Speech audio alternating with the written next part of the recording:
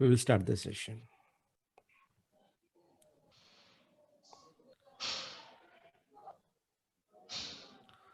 All of you are able to see my screen? Yes, sir. Yes, sir. So, welcome to Current Affairs. This is session number 1, August 20. I am Dr. C.S. Vepa. I am a competitive examination specialist and I am also a Limca record holder in memory. Mentors is the organization which is organizing this particular session. So, on behalf of Mentors, I welcome you all to this Current Affairs session. We'll be meeting for approximately 50 minutes to 1 hour. So I request all of you to keep your pen and paper ready so that you can take note.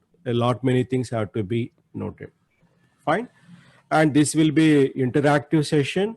And wherever you would like to speak, you can unmute yourself and you can speak. So మీరు ఎప్పుడు కావాలంటే అప్పుడు unmute చేసుకుని మాట్లాడండి. మీరు మాట్లాడట్లేదు అన్నప్పుడు మీరు మ్యూట్ చేసుకోండి. అప్పుడు అందరికీ కూడా ప్రశాంతంగా ఉంటుంది. Is it okay? Say okay. Yes. That's fine, sir. That's Okay, fine. sir. Okay, that's good. That's good. Okay.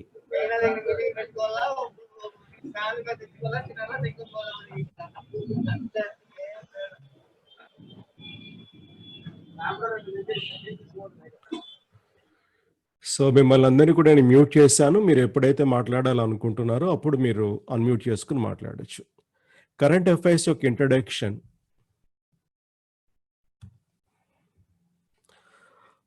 GK and current అఫైర్స్కి రెండింటికి తేడా ఏంటి? జనరల్ నాలెడ్జ్ అనే మాట ఎప్పుడైతే వాడతారో అప్పుడు అన్నీ కూడా అందులో ఇంక్లూడ్ అయి ఉంటాయి. History, polity, geography, civics including current affairs. అలా కాకుండా జనరల్ అవేర్నెస్ అని కానీ ఓన్లీ కరెంట్ అఫైర్స్ కానీ ఎగ్జామినేషన్ కండక్టింగ్ బాడీ వాడితే కనుక ఓన్లీ లేటెస్ట్ హ్యాపెనింగ్స్ అని అడుగుతారు.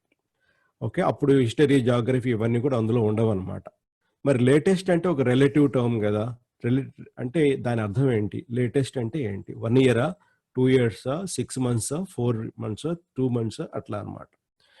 దీనికి లేటెస్ట్ అనే దానికి మనం ఎలా అర్థం చేసుకోవాలంటే ఆ ఎగ్జామినేషన్ ఎంత ఫ్రీక్వెంట్గా మనకి పెడతారు. ఫర్ ఎగ్జాంపుల్ సివిల్స్ ఉందనుకోండి, సంవత్సరానికి ఒకసారి. బ్యాంక్ ఎగ్జామ్స్ ఉన్నాయనుకోండి, కనీసం మనకి 5-6 ఎగ్జామ్స్ వస్తాయి. ఆర్ఆర్బి అని, తర్వాత ఐబిపిఎస్, పిఓ అని, ఎస్బిఐ అని, తర్వాత స్పెషలిస్ట్ ఆఫీసర్ అని, ఇట్లా ఆర్బిఐ కానీ, నాబార్డ్ కానీ, ఇట్లా రకరకాల ఎగ్జామ్స్ మనకి వస్తాయి. So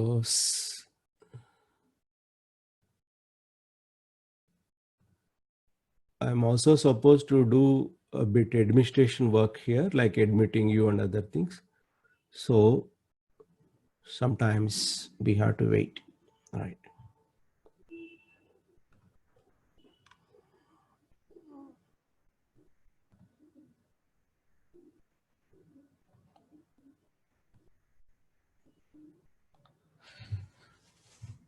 So Sasikiran says not audible.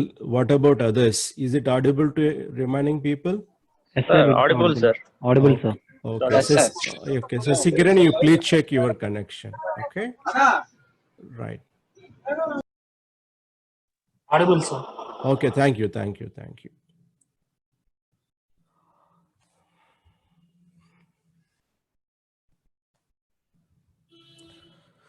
So bank exams సంవత్సరానికి 5 వస్తాయి కాబట్టి ఎగ్జామినేషన్ ముందు ఒక 3 నెలలు వరకు చూసుకుంటే సరిపోతుంది. ఇదే స్టాఫ్ సెలెక్షన్ అనుకోండి, స్టాఫ్ సెలెక్షన్ ఎగ్జామినేషన్లో ఎక్స్క్లూజివ్గా కరెంట్ అఫైర్స్ అని లేదు, జనరల్ నాలెడ్జ్లోనే కరెంట్ అఫైర్స్ కూడా అడుగుతారు కాబట్టి కనీసం ఒక 6 నెలల ముందు వరకు మనం చూసుకుంటే సరిపోతుంది.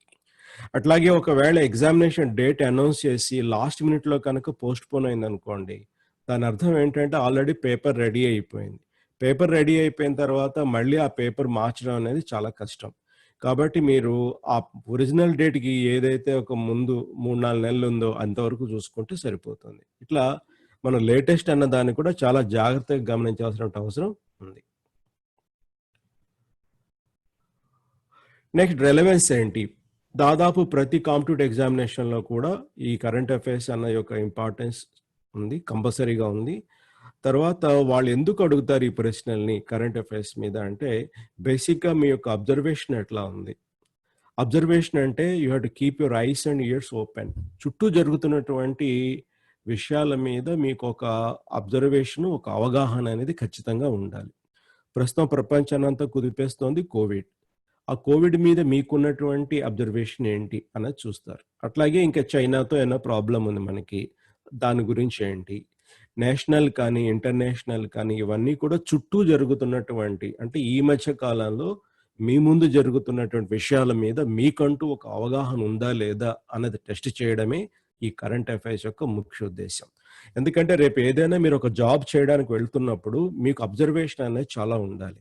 అబ్జర్వేషన్ ఉందా లేదా అన్నది ఇంగ్లీషు, క్వాంటు, రీజనింగ్తో మనకి తెలియదు. ఓన్లీ కరెంట్ అఫైర్స్ ద్వారానే తెలుస్తుంది. ఓకే, ఎందుకంటే అవన్నీ కూడా మీరు ప్రాక్టీస్ చేయొచ్చు. బట్ దీనికి మాత్రం లేటెస్ట్ విషయాలు కాబట్టి మీరు చుట్టూ ఉన్న విషయాలను అబ్జర్వ్ చేస్తే కనుక అప్పుడైతే మీరు కరెక్ట్గా రాయగలుగుతారు.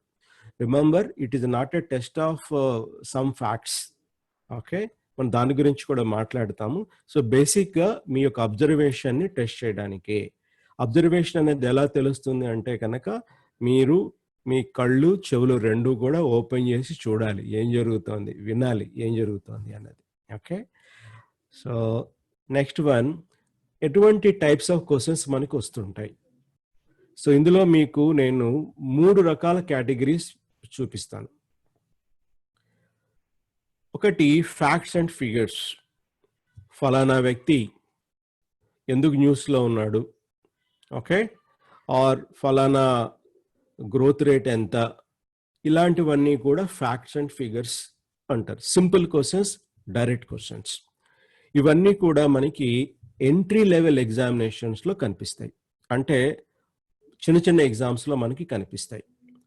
కొంచెం మీరు పెద్ద ఎగ్జామ్స్ కనుక ఏం చేస్తుంటే అక్కడ ఫ్యాక్ట్స్ అండ్ ఫిగర్స్తో పాటు మీరు కొద్దిగా ఎనాలిసిస్ కూడా చేయాల్సిన అవసరం ఉంటుంది. ఓన్లీ ఫ్యాక్ట్స్ అండ్ ఫిగర్స్ అయితే కుదరదు. Which of the following is not a significant feature? Which of the following cannot be a consequence of so and so thing that happened? ఇవన్నీ కూడా మనకి వస్తాయి అక్కడ. సో ఒక scheme, what is the scheme name and అది ఎవరిని ఉద్దేశించారు, direct fact and figure. ఈ scheme design చేయడం వెనకాతల ఉద్దేశం ఏంటి, that is the next one. So ఇది మనం గమనించాల్సినటువంటి విషయం. ఇవి ఎంట్రీ లెవెల్ ఎగ్జామ్స్ కాకుండా నెక్స్ట్ లెవెల్ ఎగ్జామ్స్కి మనకి పనికొస్తాయి. సో ఇంకొకటి థర్డ్ లెవెల్లో ఒపీనియన్ బేస్డ్ క్వశ్చన్స్ వస్తాయి. ఇవి సివిల్స్ రాసేటువంటి మీలాంటి వాళ్ళందరికీ కూడా ఉపయోగం. ఈ ఒపీనియన్ బేస్లో ఓకే బాబా ఇలా జరిగింది, దాని ఫ్యాక్ట్ ఎందుకు జరిగింది ఎనాలిసిస్, మిగతా చోట్ల ఏం జరుగుతోంది ఎనాలిసిస్, దీన్ని బట్టి మీరేం కంక్లూజన్కి వచ్చారు, ఇది ఒపీనియన్. ఇవి మనకి గ్రూప్ 1 మెయిన్స్లోను అలాగే సివిల్స్ ఎగ్జామినేషన్ మెయిన్స్లోను ఎక్కువగా వస్తాయి. కాబట్టి మీరు ఒక కరెంట్ అఫైర్స్లో ఒక టాపిక్ గురించి తెలుసుకుంటున్నప్పుడు మీరు రాసేటువంటి ఎగ్జామినేషన్ని దృష్టిలో పెట్టుకుని ఇలా ప్రిపేర్ కావాలి. ఎంట్రీ లెవెల్ అయితే కనుక ఫ్యాక్ట్స్ అండ్ ఫిగర్స్తో అయిపోవచ్చు. ఒకవేళ సివిల్స్ కనుక మీ టార్గెట్ అయితే ఎనాలిసిస్ కావాలి, అలాగే మీకంటూ ఒక ఒపీనియన్ దాని మీద కావాలి. ఇప్పుడు కోవిడ్ గురించి మీ అభిప్రాయం ఏంటి, కోవిడ్ వలన మానవ సంబంధాల మీద వచ్చిన మార్పులేంటి, ఇది సివిల్స్ మెయిన్స్లో అడగచ్చు. ఓకే, కోవిడ్ వలన జీవన విధానం ఆర్ ప్రామాణికత, స్టాండర్డ్ ఆఫ్ లివింగ్లో వచ్చిన మార్పులేంటి, ఇవన్నీ కూడా మనం ఎంట్రీ లెవెల్లో ఎక్స్పెక్ట్ చెయ్యం. ఓన్లీ సివిల్స్లోనే గ్రూప్ 1 మెయిన్స్లోనే ఎక్స్పెక్ట్ చేస్తాం. అట్లా మీరు ఏ టాపిక్ తీసుకున్నా సరే ఇది fact and figures, analysis and opinion. ఒపీనియన్లోనే మనకు సొల్యూషన్ కూడా వస్తుంది. ఇవన్నీ కూడా మనం గుర్తుపెట్టుకుని పేపర్ చదువుతున్నప్పుడు కానీ ఇన్ఫర్మేషన్ గ్యాదర్ చేస్తున్నప్పుడు కానీ చక్కగా మనం చేయాల్సినటువంటి అవసరం ఎంతైనా ఉంటుంది. ఓకే, సో మీరు ప్రిపేర్ అవుతున్న ఎగ్జామ్ని బట్టి మనం ఎంత డెప్త్ వరకు వెళ్ళాలి అన్నది it is important. Okay, now we move to the next one. Current affairs చాలా మందికి ఎందుకు ఛాలెంజింగ్గా ఉంటుంది అంటే సిలబస్ చాలా వాస్ట్గా ఉంటుంది. సో ఇంగ్లీష్లో ఒక ఎక్స్ప్రెషన్ ఉంది, under the sun anything can be asked. అంటే ఆకాశం కింద ఏదున్నా సరే అడుగుతారు. అంటే అన్ని విషయాలు కూడా అడుగుతారు. ఇది అది ఏమీ లేదు. అట్లాగే ఒకసారి చదువుకొని వదిలేద్దామంటే కుదరదు. ప్రతిరోజు కూడా అప్డేటే అవసరం. లేదు అంటే మారిపోతుంది అది. ఎగ్జామ్ వచ్చేసరికి మారిపోతుంది. మీరు కనుక ఆన్‌లైన్ ఎగ్జామ్స్ ప్రిపేర్ అవుతుంటే, ఈరోజు ఏమైనా ఒక ఇన్ఫర్మేషన్, ఒక ఇష్యూ జరిగితే కనుక అది ఎల్లుండి జరిగేటువంటి ఎగ్జామినేషన్‌లో కూడా అడగడానికి ఆస్కారం ఉంది. ఎందుకంటే కరెంట్ అఫైర్స్ లాస్ట్ మినిట్‌లో కూడా వాళ్ళు చేంజ్ చేస్తారు. సో, ఎగ్జామినేషన్‌కి ఒక రోజు ముందు వరకు కూడా మనం ప్రిపేర్ అవ్వాల్సిన అవసరం ఉంది. In case it is online exam and there is current affairs. So, updating అనేది చాలా చాలా ఇంపార్టెంట్. అప్డేట్ లేకుండా మాత్రం మనం కరెంట్ అఫైర్స్‌ని ప్రిపేర్ కాలేం. అట్లాగే చాలా మందికి ఉన్నటువంటి ఇంకొక ప్రధానమైన సమస్య ఏంటంటే, ఎక్కడ మొదలెట్టాలి సార్? ఎందుకంటే ఎక్కడ మొదలెట్టినా వాళ్ళు ముందుకెళ్ళడానికి మార్గం కనిపించదు. అలాంటప్పుడు వాళ్ళకి ఇటువంటి అనుమానం, డౌటు రావడం అనేది సహజం. సో, మీకు ఈరోజు క్లాస్‌లోనే వీటి మీద ఒక అవగాహన అనేది పూర్తిగా వస్తుంది. తర్వాత వాట్ టు రీడ్, ఏం చదవాలి? అలాగే ఎంత రేంజ్, అంటే ఏమేం విషయాలు కవర్ చేయాలి? ఎంత డీప్‌గా మనం వెళ్ళాలి? ఇది కూడా చాలా మందికి తెలియదు. అట్లాగే ఇన్ఫర్మేషన్ అనేది బోలెడంత గ్యాదర్ చేస్తాము. ఆన్‌లైన్‌లో మనకి బోలెడంత ఇన్ఫర్మేషన్ దొరుకుతోంది. ఇవంతా కూడా ఉంది. But that is nice. But అక్కడి నుంచి మన బ్రెయిన్‌కి ఎట్లా వెళ్ళాలి? అంటే ఎలా గుర్తుపెట్టుకోవాలి? ఇది చాలా పెద్ద సమస్య అయిపోతుంది. ఓకే. సో, మనం కరెంట్ అఫైర్స్‌కి ప్రిపేర్ అవుతున్నప్పుడు ఇవన్నీ కూడా ఛాలెంజెస్. సో, ఈ ఛాలెంజెస్ అన్నిటికీ కూడా నేను ఒక 5 స్టెప్ సొల్యూషన్ అనేది ఇస్తున్నాను. మీరు జాగ్రత్తగా ఇది గమనించండి. Number 1, you have to learn the basics. Basics నేర్చుకోవాలి. బేసిక్స్ ఏంటి? పాలిటీ గానీ, జాగ్రఫీ గానీ, ఎకానమీ గానీ, కల్చర్ గానీ బేసిక్స్ రావాలి. ఈ బేసిక్స్ రావాలంటే ఏం చేయాలి? మీరు కనీసం 5వ తరగతి నుంచి 10వ తరగతి వరకు ఉన్నటువంటి పుస్తకాలు, గవర్నమెంట్ పబ్లిష్ చేసినటువంటి పుస్తకాలు ఏవైతే ఉన్నాయో అవి మీరు చదువుకొని తీరాలి ఖచ్చితంగా. అవి కనుక మీరు చదువుకోకపోతే బేసిక్స్ అనేవి రావు. సో, బేసిక్స్ కనుక వచ్చినప్పుడు మన సమాజంలో ఇప్పుడు ఏం మార్పులు, ఏవి కొత్తగా వస్తున్నాయో అర్థం చేసుకోవడానికి వీలుంటుంది. ఓకే. అలా అర్థం చేసుకోవడానికి వీలు లేనప్పుడు మీకు ప్రతీదీ కూడా కన్‌ఫ్యూజింగ్‌గా ఉంటుంది. సో, మీరు ఇమ్మీడియేట్‌గా చేయాల్సిన పనేంటంటే 5వ క్లాస్ నుంచి 10వ క్లాస్ దాకా మీరు ఉన్న పుస్తకాలు ఏవి? సోషల్ స్టడీసు, సైన్సు ఇవి మాత్రం చదువుకోండి. ఇవి చదువుకుంటే మీకు మాక్సిమం బేసిక్స్ అనేవి వచ్చేస్తాయి. అంతకన్నా మీరు ఎక్కువ డీప్‌గా వెళ్ళాల్సిన అవసరం లేదు. ఓకే. మీరు ఆల్రెడీ సివిల్స్‌కి వెళ్తున్నానంటే కనుక సీబీఎస్ఈ సిలబస్‌కు వాడేటువంటి ఎన్‌సీఈఆర్‌టీ పుస్తకాలు చదువుకున్నా సరిపోతుంది. లేదా మన స్టేట్ గవర్నమెంట్ పుస్తకాలు కూడా ఏమాత్రం స్టాండర్డ్‌లో తక్కువేమీ కాదు.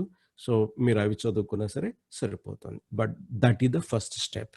ఓకే. రెండోది, మీరు ఈ రోజు నుంచి అబ్జర్వ్ చేయండి. అంటే న్యూస్ చదువుతున్నప్పుడు గానీ, పేపర్‌లో ఆర్ టీవీలో చూస్తున్నప్పుడు గానీ, యూ ట్రై టు అబ్జర్వ్. ఏం అబ్జర్వ్ చేయాలి? అసలు ఏ విషయాల మీద టచ్ చేస్తున్నారు? డీప్‌గా కాకపోయినా అసలు మేజర్‌గా ఇష్యూ ఏంటి? ఆ ఇష్యూ మనం అబ్జర్వ్ చేస్తూ ఉంటే కనుక ఉన్న కొద్దీ మెల్లిమెల్లిగా మనకి దాని మీద కమాండ్ అనేది వస్తుంది. ఎవరికీ కూడా ఒక్కసారి చదవడంతోనే కమాండ్ రాదు. అది మెల్లిమెల్లిగా అర్థం చేసుకుంటే వస్తుంది. క్లియర్? దట్ టూ మీరు సివిల్స్ కనుక టార్గెట్ పెట్టుకుంటే డెఫినెట్‌గా ఇష్యూస్ ఏమున్నాయి? ఆ ఇష్యూస్ వెనకాతల బ్యాక్‌గ్రౌండ్ ఇన్ఫర్మేషన్ ఏంటి? అన్నది మెల్లిగా తెలుసుకుంటూ ఉంటే కొద్ది రోజులకి మీకు న్యూస్ పేపర్‌లో పడిన ప్రతి విషయం దాని యొక్క బ్యాక్‌గ్రౌండ్ ఏంటని మీకు తెలుసు కాబట్టి ఫాలో అవ్వడం అనేది, అప్డేట్ అవ్వడం అనేది, అర్థం అవ్వడం అనేది ఈజీగా జరుగుతుంది. ఓకే. తర్వాత మీరు step number 3 is read news. News paper మనకి బేసిక్‌గా ఉన్నటువంటి సోర్స్. అది మీరు తప్పకుండా చదవాలి. మీకు ప్రామాణికంగా ఉన్నటువంటి ఇంగ్లీష్ పేపర్, హిందూ పేపర్ గానీ, టైమ్స్ ఆఫ్ ఇండియా గానీ, తెలుగులో అయితే ఈనాడు గానీ మీరు తప్పనిసరిగా చదవచ్చు. సాక్షిలో కూడా మంచి మంచి ఆర్టికల్స్ అవి వస్తూనే ఉంటాయి. మనం న్యూస్ పేపర్ చదువుతున్నప్పుడు, టీవీ న్యూస్ చూస్తున్నప్పుడు చాలా చాలా సెలెక్టివ్‌గా వెళ్ళాలి. అంటే పొలిటికల్ న్యూస్, రాజకీయాలు మనకు అవసరం లేదు. డెవలప్‌మెంట్ న్యూస్ అనేది ఇంపార్టెంట్. మీకు నెక్స్ట్ స్లైడ్‌లో నేను అన్ని చూపిస్తాను. దేని మీద మీరు కాన్సంట్రేట్ చేయాలన్నది.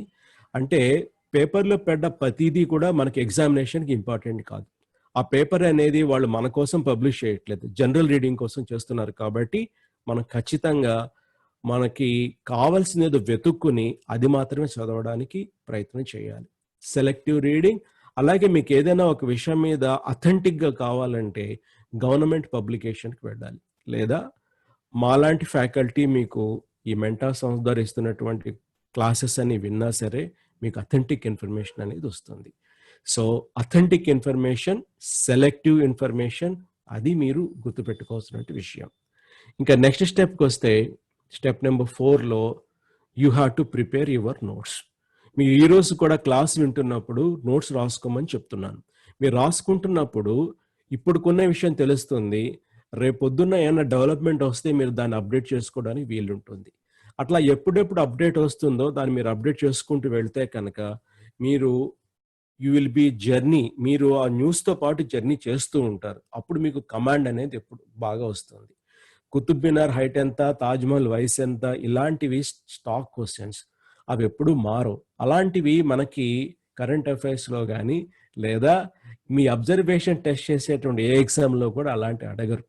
ఎందుకంటే అక్కడ బైహార్ట్ చేస్తే సరిపోతుంది. ఇక్కడ బైహార్ట్ చేయడం ఉద్దేశం కాదు, మీరు కళ్ళు చెవులు అన్నీ తెరిచి చుట్టూ ఉన్నది అబ్జర్వ్ చేసేటువంటి కెపాసిటీ ఉందా లేదా అని తెలుసుకోవడానికి. కాబట్టి ఈ జర్నీ అనేది చాలా చాలా important.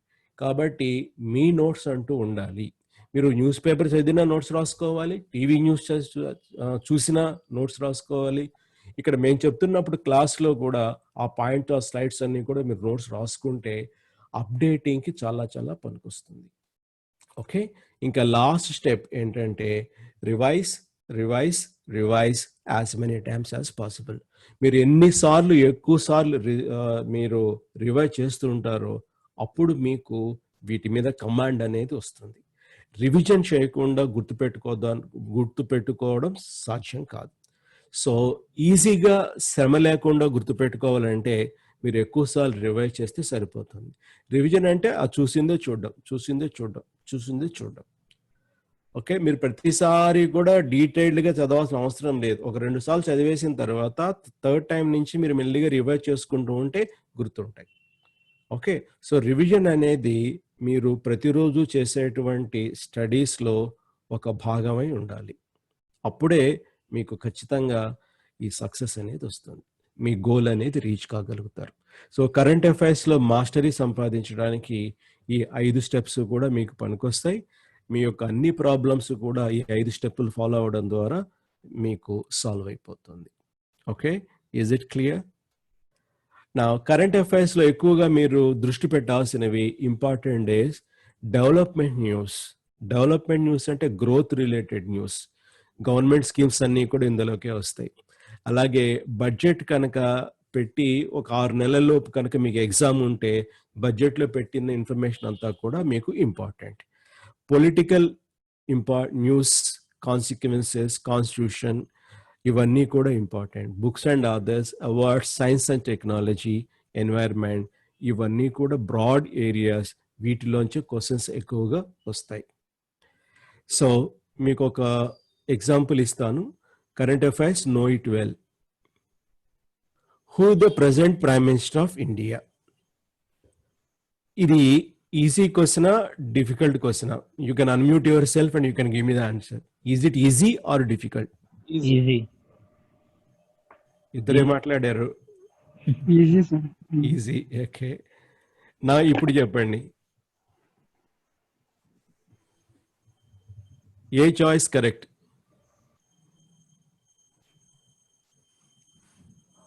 Narendra P Modi. Option 3. ఇప్పుడు చెప్పండి, ఈజీనా డిఫికల్టా? డిఫికల్ట్. అంటే కరెంట్ అఫైర్స్లో ఒక ప్రశ్న డిఫికల్ట్ కాదు, చాయిసెస్ వల్ల ఆ ప్రశ్న డిఫికల్ట్గా మనకు అనిపిస్తుంది.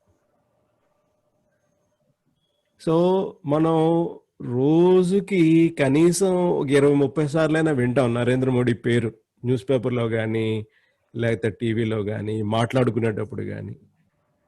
బట్ ఒక చిన్న ప్రశ్న నరేంద్ర మోడీ గారి గురించి, who is the present prime minister of India అన్నది ఒక డిఫికల్ట్ క్వశ్చన్గా మారడానికి ఆ చాయిసెస్ కారణం అవుతున్నాయి. అంటే ఒక తెలివైన పేపర్ సెట్టర్ ఏం చేస్తాడంటే పైన చూడడానికి ప్రశ్న మామూలుగానే ఉంటుంది, ఈజీగానే ఉంటుంది, బట్ చాయిసెస్ వచ్చేసరికి కష్టం అవుతుంది. దీని యొక్క కరెక్ట్ ఆన్సర్ చాయిస్ నెంబర్ 5, అంటే none of the above. The correct answer is Narendra Damodar Das Modi. So Narendra D Modi. D అనేది చాయిసెస్లో లేదు కాబట్టి 5 ఈజ్ ద ఆన్సర్. సో మనం ఏ విషయం సరే నేర్చుకుంటున్నప్పుడు ఓవర్ కాన్ఫిడెన్స్ వద్దు మనకి. ఓకే, ఇది ఈ విషయం, దీని గురించి క్షుణ్ణంగా నేర్చుకుందాము అని మీరు ఒక ఒబీడియంట్ స్టూడెంట్ లాగా కనుక అబ్జర్వ్ చేయడం స్టార్ట్ చేస్తే ఏ అంశం మీద ప్రశ్న రావచ్చు, ఎలా రావచ్చు అన్నది మీకు అవగతం అవుతుంది. చాలామంది న్యూస్ రీడర్ చదివినట్టు చదువుతారు. అది కరెక్ట్ పద్ధతి కాదు. మనం ఒక ఆర్టికల్ చదివిన తర్వాత దీని మీద న్యూస్ ఐటమ్ కానీ దీని మీద ప్రశ్న ఎలా రావచ్చు ఎగ్జామ్లో అన్న దాన్ని మనం ఆలోచించుకోవాలి. అలా ఆలోచించుకుంటున్నప్పుడు అది మనకి అలవాటయ్యి తర్వాత ఏది చదివినా సరే అందులోంచి ప్రశ్న ఎలా వస్తుంది, ప్రశ్నగా అడగబడ్డానికి కావాల్సిన ఇన్ఫర్మేషన్ అందులో ఉందా లేదా అన్నదే ఇంపార్టెంట్. ఓకే, కాబట్టి మనం ఏది చదివినా సరే అది పరీక్షకి ఎలా ఉపయోగపడుతుంది అన్నది ఎప్పుడు తెలుస్తుందంటే మీరు ఇటువంటి పరిశీలన దృష్టిని కనుక మీరు డెవలప్ చేసుకోగలిగితే ఖచ్చితంగా వస్తుంది. దీని బ్రహ్మ విజయం కాదు. కాన్షియస్గా మీరు ఒక న్యూస్ చదివి ఇందులోంచి ప్రశ్న ఎలా రావచ్చు అన్నది మీకు ప్రశ్న వేసుకుంటే మీకు తెలిసిపోతుంది. ఈ బిట్ ఇలా బిట్ చేయొచ్చు, ఇది చేయలేము, ఇది మరీ తక్కువ స్టాండర్డ్గా ఉంది, ఇది ఈజీగా ఉంది. అట్లా మీకు ఎలిమినేట్ అయిపోయిన తర్వాత మిగిలే information that is fit to be asked in the examination as a question. ఇనిషియల్గా మీరు 2-3 రోజులు ఇలా కష్టపడండి. ఆ తర్వాత మీ బ్రెయిన్కి అలవాటు అయిపోతుంది. ఎంతలా అలవాటు అయిపోతుందంటే మీరు క్యాజువల్గా కూడా ఏం చదివినా అందులోంచి ఒక ప్రశ్న తయారు చేయడం ఎట్లా అన్నది మీకు ఇమీడియట్గా బ్రెయిన్ ఐడియా వస్తుంది. ఆ పాయింట్ల మీద దృష్టి పెట్టారు అనుకోండి, ప్రశ్న అంతకుమించి డీప్కి వెళ్ళదు. ఓకే, సో ఇది కరెంట్ అఫైర్స్ ప్రిపేర్ అయ్యేటువంటి విధానం. ఓకే, నేను 1994 నుంచి కరెంట్ అఫైర్స్ చెప్తున్నా. 1994 నుంచి, సో మోర్ దాన్ 25 years. కాబట్టి నేను ఇవన్నీ టిప్స్ కూడా మీకు ఇవ్వగలుగుతున్నాను. Okay, so are you all ready? Can you say yes? Yes, sir. So till now we had an introduction. What are the problems we have identified? Solution, 5-step process. తర్వాత what is the importance, how మనం ఎట్లా మనం తెలుసుకోవాలి, ఎట్లా చదవాలి అన్నది ఒక చిన్న మీకు ఎక్సర్సైజ్ లాంటిది ఇచ్చాను ఈ నరేంద్ర మోడీ ప్రశ్న ద్వారా. ఇది ఎప్పుడు కూడా మీరు గుర్తుపెట్టుకోండి. Okay, know it well. Okay, so ఇప్పుడు మనం we will go directly into the current affairs. So మనందరికీ చాలా రెలవెంట్ది నిన్న జరిగినటువంటి development. National recruitment agency, government of India national recruitment agency అనే ఒక కొత్త సంస్థని స్టార్ట్ చేసింది. దేనికోసం స్టార్ట్ చేసింది? To conduct examinations for government jobs. ఇది ఇంపార్టెంట్. గవర్నమెంట్ జాబ్స్కి కోసం పెట్టింది. ఇప్పుడు లేవా అంటే చాలానే ఉన్నాయి, బట్ ఏం చేస్తున్నారు? They are streamlining. ఏం స్ట్రీమ్ లైన్ చేస్తున్నారు? So will conduct preliminary examination for government jobs, అంటే phase 1 మాత్రమే. They call it as common eligibility test. మన తెలుగు రాష్ట్రంలో ఉన్న వాళ్ళందరికీ కూడా సెట్ అంటే కామన్ ఎంట్రన్స్ టెస్ట్ అని ఒక బాగా అలవాటు. ఎంసెట్, వైసెట్, etcetera etcetera. But here set means common eligibility test. So eligibility test అనే పేరు ద్వారా మనకు తెలుస్తుంది ఎవరైతే పాస్ అవుతారో they are eligible. They are eligible for what? They are eligible for the next level of the examination. So ఏమేం పెడుతున్నారు? RRB, SSC and IBPS. ఇమీడియట్గా railway recruitment board, staff selection commission, అలాగే institute of banking personnel selection, అంటే bank ఉద్యోగాలకి, railway ఉద్యోగాలకి, central గవర్నమెంట్లో ఉండేటువంటి ఉద్యోగాలకి, వీటన్నిటికీ కూడా ముందు ఈ 3తో స్టార్ట్ చేస్తున్నారు. ఇది మెల్లిగా ఇంకొక 20 రిక్రూట్మెంట్ ఆర్గనైజేషన్స్ ఉన్నాయి, వాటన్నిటికీ కూడా ఇంక్లూడ్ చేయబోతారు భవిష్యత్తులో. సో యాక్చువల్గా మనకు ప్రాక్టికల్గా జరిగేటువంటి విషయం ఏంటి, వాళ్ళు ఏం చేయబోతున్నారంటే బ్యాంక్ ఉద్యోగం కావాలంటే కనుక ఐబీపీఎస్ ఇప్పుడు ఒక ఎగ్జామ్ పెడుతోంది. ప్రిలిమ్స్ ఉన్నాయి, ఫేజ్ 1 ఉంది, ఫేజ్ 2 ఉంది, ఇంటర్వ్యూ ఫేజ్ 3 ఉంది. ఆఫీసర్ అయితే, క్లరికల్ ఉద్యోగం అయితే ఫేజ్ 2 ఒకటే ఉంది. ఫేజ్ 1 ఇప్పుడు ఐబీపీఎస్ వాళ్ళు పెట్టారు. ఫేజ్ 1 అనేది ఆర్ఆర్బి రైల్వే వాళ్ళు పెట్టారు. ఫేజ్ 1 అనేది ఎస్ఎస్సి వాళ్ళు పెట్టారు. ఆ ఫేజ్ 1 మాత్రం ఎన్ఆర్ఏ వాళ్ళు పెడతారు. ఫేజ్ 2 మాత్రం ఎవరికి సంబంధించి వాళ్ళు పెట్టుకుంటారు. ఇప్పుడు దాకా ఏమవుతుందంటే ప్రతి చోట కూడా ఫేజ్ 1 రాయాలి, ప్రతి చోట కూడా డబ్బులు కట్టాలి. ఇది చాలా ప్రాబ్లం అయిపోతుంది. Repeated same nature of exam ఉంది కాబట్టి మా నిరుద్యోగ ఉద్యోగులందరికీ కూడా చాలా ప్రాబ్లంగా ఉంటుంది. అందుకోసం అని చెప్పి ఒక కామన్ ఎంట్రన్స్ తీసుకొచ్చారు.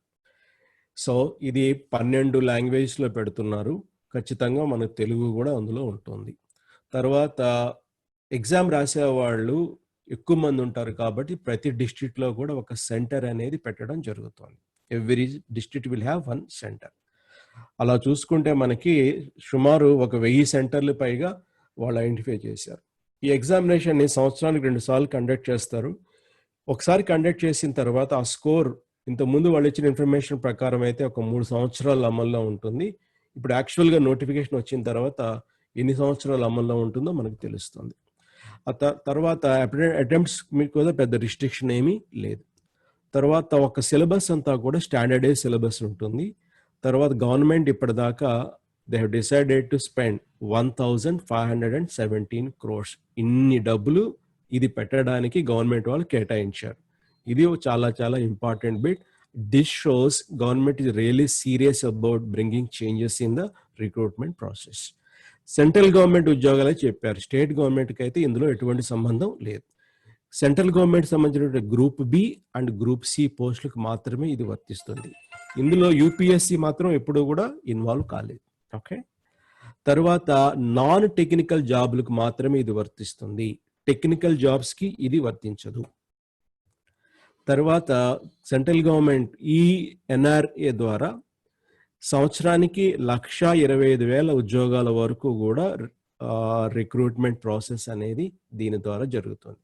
కాబట్టి వర్క్ లోడ్ అనేది కనీసం ఒక 30 లక్షల పైనే ఉంటుంది. ఓకే, అంటే అంతమందికి ఎగ్జామినేషన్ కండక్ట్ చేయడం అంటే మామూలు విషయం ఏమీ కాదు. తర్వాత డీటెయిల్స్ వాళ్ళు ఇంకా ఇవ్వాల్సినవి ఏమున్నాయి, సబ్జెక్ట్స్ ఏముంటాయి, సిలబస్ ఏముంటుంది, తర్వాత ఎన్ని ప్రశ్నలు ఉంటాయి, ఓకే, ఏ సెక్షన్ నుంచి ఎన్ని ఉంటాయి తెలియదు, డిఫికల్టీ లెవెల్ ఎంత ఉంటుందో వాళ్ళు ఇంకా ఏం చెప్పలేదు. తర్వాత సెకండ్ అండ్ థర్డ్ స్ట్రక్చర్స్ ఎలా ఉంటాయి, బ్యాంక్ కానీ ఆర్ఆర్బి కానీ లేదా మన ఎస్ఎస్సి కానీ, దాని గురించి కూడా ఇంకా డీటెయిల్స్ ఏమీ లేవు. ఇది ప్రస్తుతం వాళ్ళు ఇచ్చినటువంటిది ఇన్ఫర్మేషన్. ఇంకా నా అనాలిసిస్ ఏంటంటే సబ్జెక్ట్స్ అన్నీ కూడా QA, reasoning, English and current affairs ఇవి ఉండొచ్చు.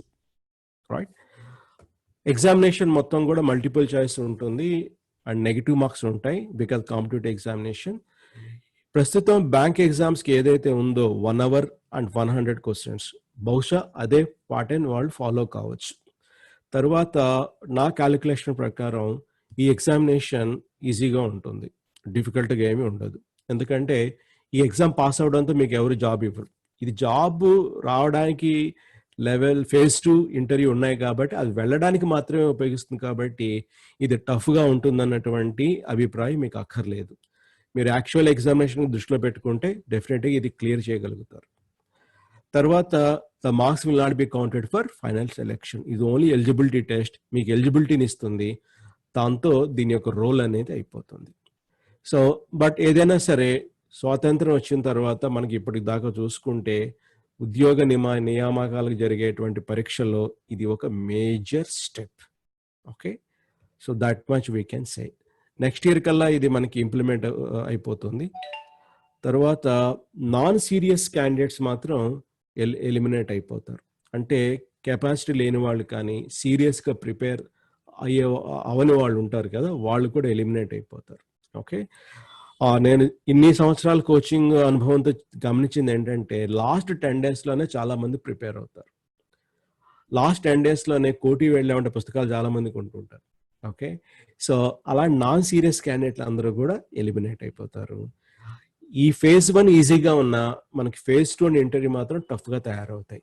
ఎందుకంటే సంవత్సరం తర్వాత సంవత్సరం మనకి ఖచ్చితంగా స్టూడెంట్స్ అందరూ కూడా షార్ప్గా తయారవుతున్నారు, కష్టపడుతున్నారు. కాబట్టి ఈ స్టాండర్డ్ ఆఫ్ ఎగ్జామినేషన్ అనేది లెవెల్ 2 అండ్ లెవెల్ 3లో ఖచ్చితంగా ఎక్కువ ఉంటుంది. ఓకే.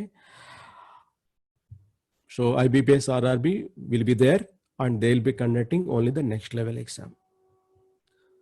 ఫైన్. సో ఒక టాపిక్ నేషనల్ రిక్రూట్మెంట్ ఏజెన్సీ అయిపోయింది. Now we are coming to another topic, Balagangadhar Tilak. So Balagangadhar Tilak పేరు వినని వాళ్ళు ఎవరు ఉండరు. ఓకే. సో స్వాతంత్ర నా జన్మ హక్కు అని పెట్టిన వాళ్ళు. ఇతనికి ఉన్నటువంటి బిరుదు లోకమాన్య. సో జూలై 23, 1856లో పుట్టారు. ఆగస్ట్ 1, 1920లో చనిపోయారు. సో అబ్జర్వ్ చేయండి ఆ డేట్, ఆగస్ట్ 1, 1920. ఇప్పుడు ఏ సంవత్సరం ఇది? 2020. అంటే ఏమైంది? చనిపోయి 100 years అయింది. So it is 100th death anniversary. So 100వ వాళ్ళు మరణించి, బాల్ గంగాధర్ తిలక్ గారు మరణించి 100 సంవత్సరాలు అయింది. తర్వాత Swarajya is my birthright and I shall have it. ఈ కొటేషన్ మనకి బాల్ గంగాధర్ తిలక్ గారిని స్మరించుకున్నప్పుడల్లా మనకు గుర్తించేటువంటి quote. Okay. Freedom is my birthright and I shall have it. తర్వాత మా Tilak was identified as father of Indian unrest. ఈ మాట బ్రిటిషర్స్ అన్నారు. So Britishers considered him as the father of Indian unrest. మరి మన father of the nation Gandhi గారు ఈయన గురించి ఏమన్నారు? The maker of modern India. The maker of modern India. That is what Gandhi said about him. తర్వాత ball Gangadhar Tilak గారు నడిపినటువంటి పత్రిక పేరేంటి? కేసరి. కేసరి అన్నది ఆయన నడిపినటువంటి ఒక పత్రిక పేరు. ఆ తర్వాత హైదరాబాద్లో మన గణేష్ ఫెస్టివల్ బాగా చేస్తాం. దానికి ప్రధానమైన కారణం పూనాలో జరగడం. అసలు పూనాలో ఎందుకు మొదలెట్టారు అంటే, తిలక్ స్వాతంత్రోద్యమంలో అందరూ ఇన్వాల్వ్ అంటే, పబ్లిక్ పార్టిసిపేషన్ కావాలంటే, పబ్లిక్ అందరూ ఇన్వాల్వ్ అయ్యేటంటే ఏదైనా పని చేయాలని చెప్పి గణేష్ ఫెస్టివల్ని, గణేష్ చతుర్థిని, వినాయక చవితిని మనకు కూడా 2 రోజుల్లో రాబోతోంది. ఆ వినాయక చవితిని సామూహికంగా జరుపుకోవడం అనేటువంటి ఒక పద్ధతిని తిలకే స్టార్ట్ చేశాడు. తిలక్ స్టార్ట్ చేసింది పూనాలో కాబట్టి పూనాలో ఇప్పటికీ కూడా గణేష్ ఉత్సవాలు బ్రహ్మాండంగా జరుగుతాయి. ఆ తర్వాత మనకి హైదరాబాద్లో కూడా బాగా జరుగుతాయి. హైదరాబాద్ని చూసి మిగతా పట్టణాల్లో కూడా స్టార్ట్ చేయడం అనేది మనకు అందరికీ కూడా తెలిసిందే ఇప్పుడు లార్జ్ స్కేల్లో. సో బాలగంగాధర్ తిలక్ గారి 100వ ఆయన మరణించిన దినాన్ని మనం జరుపుకున్నాం కాబట్టి he is in the news.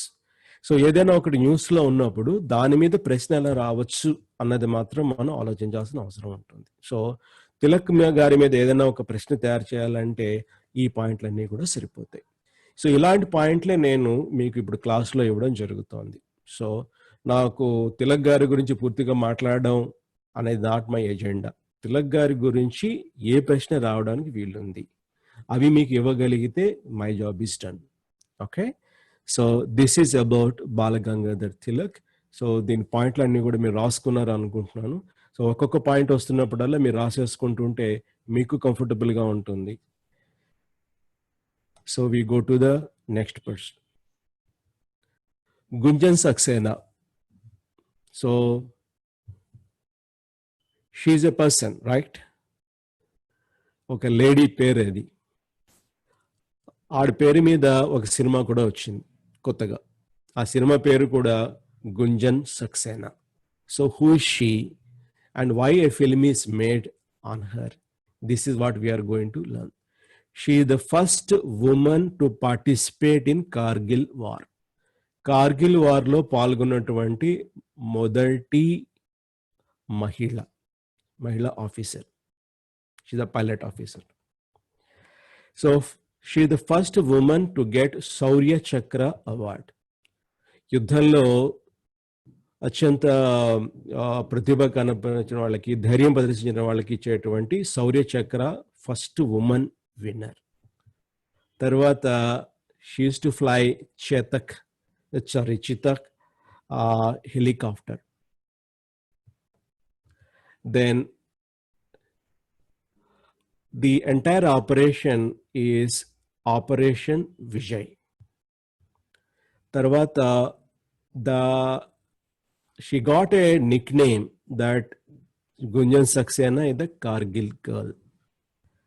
Ade peru meeda cinema teesaru, and the one who played the role of Gunjan Saxena is Janhvi Kapoor.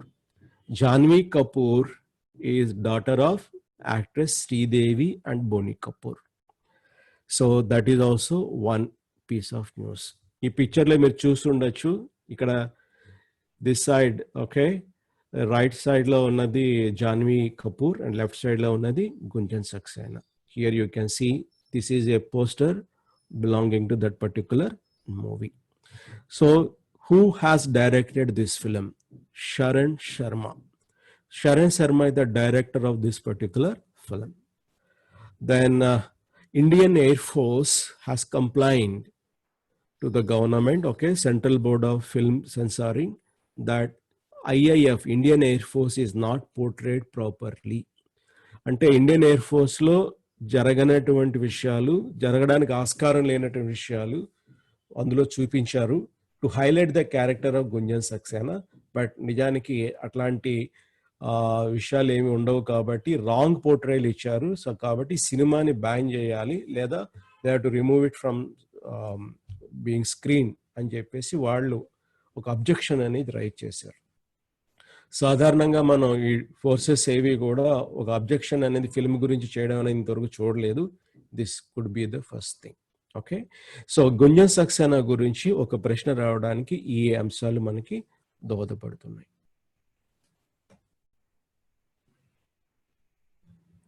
Then Kamala Harris. So who is Kamala Harris? So why is she important in the news? This is going to be very important. Okay, Kamala Harris యొక్క పూర్తి పేరు Kamaladevi Harris. Okay, తర్వాత important కాదు, మనకు తెలుసుకోవాల్సిన విషయం ఏంటంటే she was Born in 1964 in అమెరికాలో పుట్టింది. ఎవరికి పుట్టింది? ఒక జమైకన్ ఫాదర్. ఆయన పేరు డొనాల్డ్ హారిస్. ఆయన సామాన్యమైన వ్యక్తి కాదు. స్టాన్ఫోర్డ్ యూనివర్సిటీలో ప్రొఫెసర్గా, ఎకనామిక్స్లో ప్రొఫెసర్గా పనిచేసి రిటైర్ అయ్యారు. ప్రొఫెసర్గా రిటైర్ అయిన తర్వాత కూడా ఇంకా మంచి పొజిషన్, గుర్తింపు అంటే ఎమిరిటస్ ప్రొఫెసర్ అంటారు. అలాంటిది కూడా ఆయనకు ఉంది. అంటే చాలా చాలా ఇంటెలిజెంట్. ఆయనకి ఇండియా నుంచి అక్కడ క్యాన్సర్లో రీసెర్చ్ చేయడానికి వెళ్ళినటువంటి శ్యామలా గోపాలన్ అనే ఆవిడకి, వీళ్ళిద్దరికీ కూడా పుట్టినటువంటి వ్యక్తి Kamaladevi Harris. Okay, so Kamaladevi's mother is Indian, father is from Jamaica. Basically she is a practicing lawyer, అక్కడ అటార్నీ అంటారు. షీ ఈజ్ ఆల్సో సెనేటర్, అంటే మనకి ఇక్కడ ఎంపీ లాగా. She is from California. She belongs to a party known as Democratic Party. And ఆవిడ ఎందుకు న్యూస్లో ఉంది అంటే she is chosen for vice presidential candidate. అమెరికాలో ప్రెసిడెంట్కి ఎలక్షన్ జరుగుతున్నాయి 2020లో. అక్కడ ఎప్పుడు కూడా ప్రతి 4 సంవత్సరాలకి ప్రెసిడెంట్కి ఒక ఎలక్షన్ అనేది జరుగుతుంది. ఆ ప్రెసిడెంట్ ఎలక్షన్ జరుగుతున్నప్పుడే వైస్ ప్రెసిడెంట్ కూడా ఒక టీం లాగా ఉంటారు, president and vice president. So ఒకే పార్టీకి చెందిన వాళ్ళిద్దరు కూడా ఒక టీం లాగా పాల్గొంటారు. కాబట్టి ఎలక్షన్లో గెలిస్తే ఇద్దరు గెలుస్తారు, లేదా ఇద్దరు ఓడిపోయినట్టే లెక్క, రైట్? సో మరి వైస్ ప్రెసిడెంట్గా ఈవిడ్ని క్యాండిడేట్గా ఎన్నుకున్నటువంటి ప్రెసిడెంట్ ఎవరు? Joe Biden. ఓకే, అతను ప్రెసిడెంట్గా పోటీ చేస్తున్నాడు. వైస్ ప్రెసిడెంట్గా కమలా హ్యారిస్ పోటీ చేస్తోంది. మరి అవతల పార్టీలో ఏంటి? అవతల పార్టీ ఈజ్ రిపబ్లిక్ పార్టీ. వాళ్ళకి డొనాల్డ్ ట్రంప్ ఉన్నాడు. అండ్ ఇంకా వైస్ ప్రెసిడెంట్ క్యాండిడేట్ ఇంకా కన్ఫర్మ్ చేయలేదు, బట్ 90% మైక్ పెన్స్ ఇప్పుడున్న వ్యక్తే ఉండొచ్చు. So he is Joe Biden. And వీళ్ళ పార్టీ ఒక డెమోక్రాటిక్ పార్టీ యొక్క గుర్తు ఎవరికైనా ఐడియా ఉందా? What is the election symbol? Donkey అండి. డెమోక్రటిక్ పార్టీ డాంకీ, ఈ రెండు కూడా డిటితోనే స్టార్ట్ అవుతాయి. అట్లా కూడా మనం గుర్తుపెట్టుకోవచ్చు. మరి రిపబ్లికన్ పార్టీ వాళ్ళదేంటి గుర్తు అంటే ఏనుగండి, ఎలిఫెంట్. ఓకే, మరి Kamala Harris mother Shyamala Gopalan is from Tamil Nadu. So already తమిళనాడులో పోస్టర్స్ కూడా వచ్చేసాయి, మా తమిళ బిడ్డ ఆల్రెడీ వైస్ ప్రెసిడెంట్ క్యాండిడేట్గా అవుతుందని చెప్పి. Fine. So whether she is going to win or not, we do not know. And president of అమెరికాలో ఎలక్షన్స్లో వాళ్ళ యొక్క కాన్స్టిట్యూషన్లో వైస్ ప్రెసిడెంట్ యొక్క ఇంపార్టెన్స్ ఏంటి అంటే, ఒకవేళ ప్రెసిడెంట్ కనుక పదవిలో ఉన్నప్పుడు చనిపోతే vice president will become the president in America. But ఇండియాలో మనకి ప్రెసిడెంట్ ఆఫ్ ఇండియా చనిపోతే 6 నెలల్లో ఇంకొక ప్రెసిడెంట్ ఆఫ్ ఇండియా ఎలక్ట్ కావాలి అన్నది ఉంది మన కాన్స్టిట్యూషన్లో. అక్కడ vice president will become president and he will complete the term. అమెరికాలో ప్రెసిడెంట్ యొక్క టర్మ్ 4 సంవత్సరాలు. ఆ 4 సంవత్సరాల్లో ఒక 3 ఏళ్ళు అయిన తర్వాత ప్రెసిడెంట్ చనిపోతే మిగతా 1 year vice president will become president and again election మాత్రం ఎవ్రీ 4 yearsకి అట్లాగే జరుగుతుంది. బట్ ఇండియాలో మాత్రం మనకు ఆ సిస్టమ్ అనేది లేదు. Okay, so that is the difference. ఈ పాయింట్ ఎగ్జామినేషన్లో అడగకపోవచ్చు, కానీ బట్ మీకు తెలుసుకొని ఉండడం వల్ల you can follow American politics very clearly. World elephant day. ఈ వరల్డ్ ఎలిఫెంట్ డే అన్నది మనకి ఎప్పుడు ఆగస్టు 12న. ఓకే, సో బేసిక్గా ప్రపంచం మొత్తం మీద చూసుకుంటే మనకి 2 రకాల ఏనుగులు కనిపిస్తాయి, African elephant and Asian elephant. ఇప్పుడు మీరు చూస్తున్నది ఆఫ్రికన్ ఎలిఫెంట్. ఓకే, చాలా పెద్ద చెవులు ఉంటాయి. తర్వాత ఎలిఫెంట్కి వచ్చినటువంటి ప్రాబ్లం ఏంటి? ఇప్పుడు poaching, habitat loss, human elephant conflict and mistreatment in captivity. అంటే ఏనుగులు వేటాడబడుతున్నాయి. ఏనుగులు ఉండేటువంటి అడవి ప్రాంతాన్ని చదును చేసి జనావాసంగాను అగ్రికల్చర్గా ల్యాండ్లుగాను ఉపయోగిస్తున్నారు. అట్లాగే మనుషులకి ఎలిఫెంట్కి ఉన్నటువంటి రిలేషన్ చాలా కాన్ఫ్లిక్ట్ ఎక్కువైపోతుంది. మన అనవసరంగా అవి ఉన్న ప్లేస్కి వెళ్ళిపోయి వాటిని డిస్టర్బ్ చేస్తున్నాం. అట్లాగే ఏవైనా కొన్ని ఎలిఫెంట్స్ కనుక సర్కస్లో కానీ లేకపోతే గుళ్ళల్లో కానీ ఎక్కడైనా సరే మనుషుల అధీనంలో ఉంటే వాటిని సరిగ్గా ట్రీట్ చేయట్లేదు, ఈవెన్ జూస్ ఆల్సో. ఓకే, తర్వాత మన ఇండియాలో సుమారు ఎన్ని ఎలిఫెంట్లు ఉన్నాయి? 25,000కు పైగానే ఉన్నాయి. ఇప్పుడు ఇమీడియట్గా వాటి సంఖ్యకు వచ్చినటువంటి ఇబ్బంది ఏమీ లేదు. ఏనుగు సాధారణంగా 48 సంవత్సరాలు బతుకుతుంది, బట్ 70 సంవత్సరాలు కూడా బతికే సందర్భాలు ఉన్నాయి. తర్వాత తెల్ల ఎలిఫెంట్లు ఎక్కడ ఉంటాయి? Which country is known as land of white elephants? Maybe some of you might be knowing land of white elephants, Thailand. Okay, ఆ థాయిలాండ్లో ఉండే వైట్ ఎలిఫెంట్స్ మనకు కూడా మనిషిలో కొంతమంది తెల్లగా ఉంటారు కదా, మన ఇండియాలో కూడాను. ఎందుకంటే వాళ్ళకి ఆ స్కిన్ పిగ్మెంట్ అనేది ఉండదు.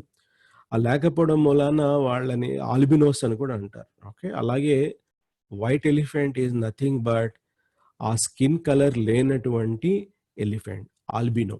ఓకే, బట్ వైట్ ఎలిఫెంట్స్ని థాయిలాండ్లో చాలా పవిత్రంగా పూజ చేస్తారు. ఓకే, ఇంద్రుడి యొక్క, మన పురాణాల ప్రకారం ఇంద్రుడి యొక్క వాహనం కూడా తెల్ల ఏనుగు. రైట్. తర్వాత కేబుల్ టు అండమాన్. సో మన ఇండియా ఇక్కడ ఉంటే అండమాన్ ఎక్కడుందో మనకి ఇండియా మ్యాప్ తెలిసిన వాళ్ళందరికీ కూడా ఐడియా ఉంది. సో అండమాన్ అనేది ఒక ద్వీప సమూహం, చాలా ద్వీపాలు ఉన్నాయి. చెన్నై నుంచి అండమాన్ దాకా సముద్రం లోపల నుంచి ఒక కేబుల్ అనేది వేశారు. మనకి టీవీ రావాలంటే కేబుల్ వస్తుంది, అలాగే ఇంటర్నెట్ కావాలంటే కేబుల్ వస్తుంది.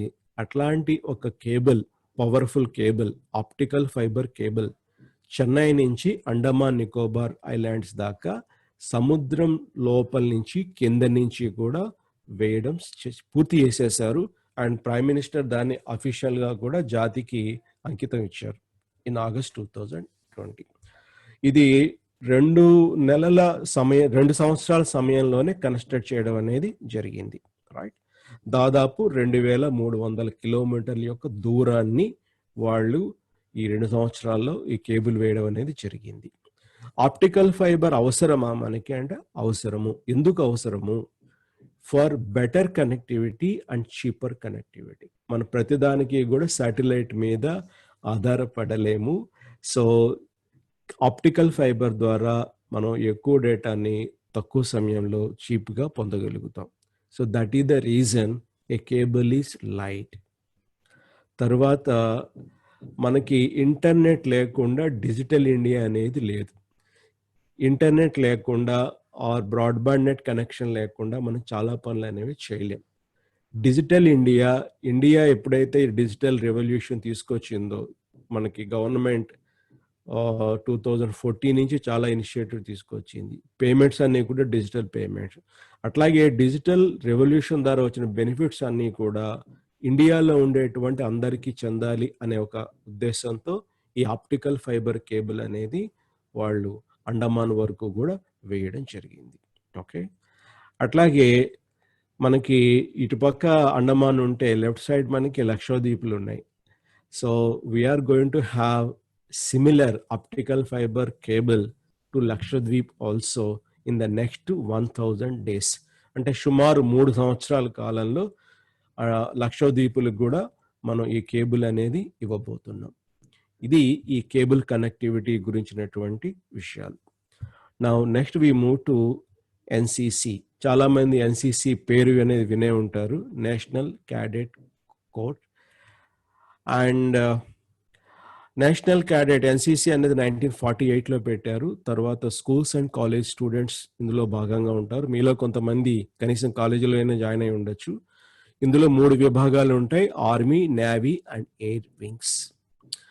మోటో ఏంటి? Unity and discipline. మరి ఎన్సిసి సడన్గా న్యూస్లో ఎందుకు వచ్చింది అంటే కనుక, మనకి ఇండియాకు ఉన్నటువంటి ల్యాండ్ బోర్డర్ కానీ ఆర్ సీ బోర్డర్ కానీ, ఆ బోర్డర్ డిస్ట్రిక్ట్లో ఉండేటువంటి 173 జిల్లాలలో ఖచ్చితంగా they wanted to start this NCC. ఈ ఎన్సిసిని వాళ్ళు ఖచ్చితంగా స్టార్ట్ చేయబోతున్నారు to make them ready. Okay, so that is the reason. ఇది మన ఆగస్టు 15 ఎర్రకోట బురుజు నుంచి ప్రైమ్ మినిస్టర్ గారు మాట్లాడుతూ దే మెన్షన్ ఇట్. తర్వాత కొత్తగా 1 lakh క్యాడెట్స్ని they are going to recruit. Okay, they want to give the training. Okay, తర్వాత రాహత్ ఇందోరి అనేటువంటి వ్యక్తి ఎందుకు న్యూస్లో ఉన్నారు? So is a noted Urdu poet and lyricist from Indore.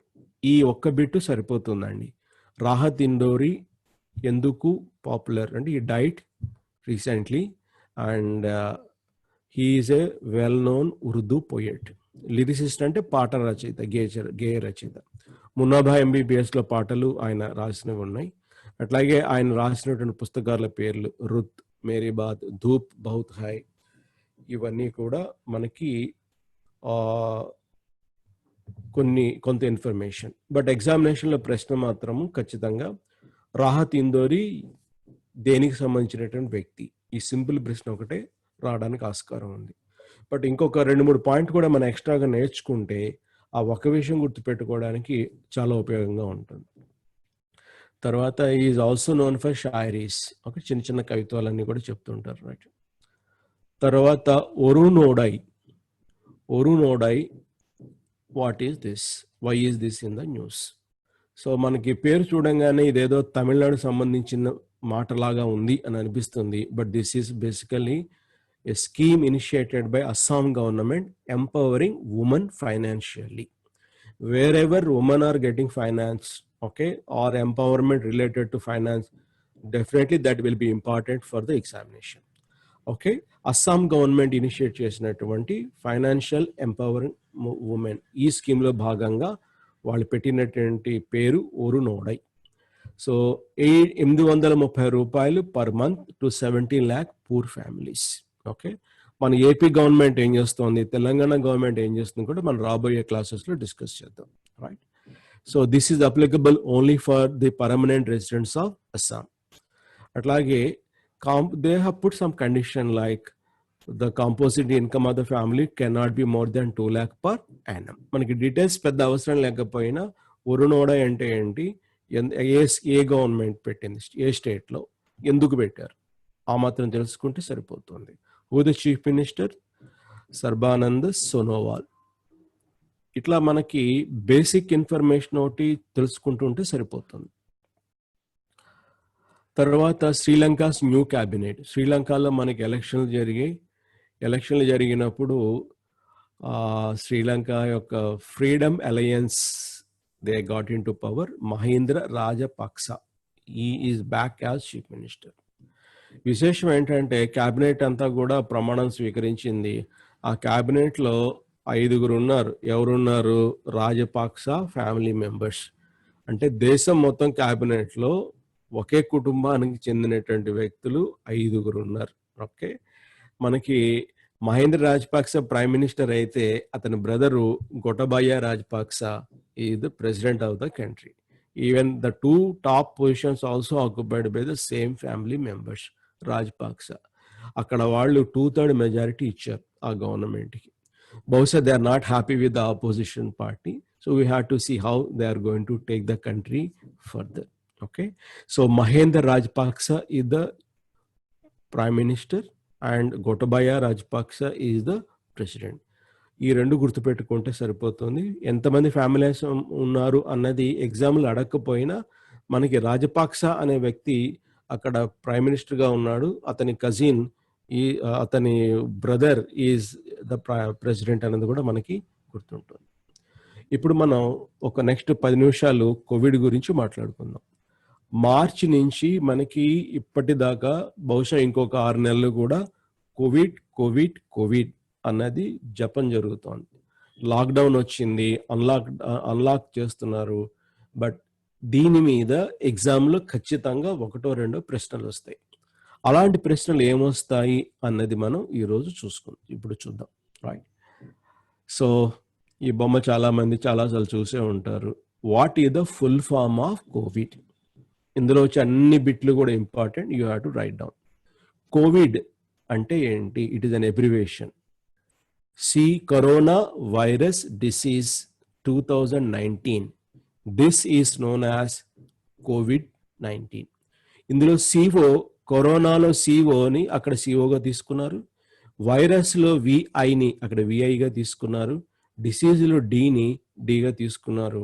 2019లో కేవలం 19 మాత్రమే అక్కడ వాళ్ళు తీసుకోవడం జరిగింది. దీన్ని COVID. So what is the full form of COVID-19 అన్నది కూడా మనకి తెలిసి ఉండాలి. రైట్, ఓకే, ఇది ఒక డిసీజ్ అనుకుందాము. But it is caused by what? It is caused by a virus. ఆ వైరస్ పేరేంటి? దాని పేరు SARS-CoV-2 short name. Full name ఏమో severe acute respiratory syndrome corona virus 2. This is the complete name. దీని యొక్క అబ్రివేషన్ SARS-CoV-2. సో కోవిడ్ అన్నది ఒక disease అనుకుంటే అది కాజ్ చేసేటువంటి వైరస్ పేరు SARS-CoV-2. ఇవి ఇంపార్టెంట్. రైట్, నెక్స్ట్, ఫస్ట్ ఎక్కడ కనుక్కున్నారు? ఇది చైనాలో ఉన్నటువంటి వుహాన్ నగరంలో కనుక్కున్నారు. This is the thing. Third one, what are the common symptoms? Common symptoms మనకందరికీ కూడా ఇప్పటికీ తెలిసే ఉంటాయి. టీవీలో, న్యూస్ పేపర్లో ఊదరగొట్టేశారు. So fever, cough, fatigue, shortness of breath and loss of smell and taste. ఇవి common symptoms. There can be a question, which of the following is not a common symptom of COVID-19?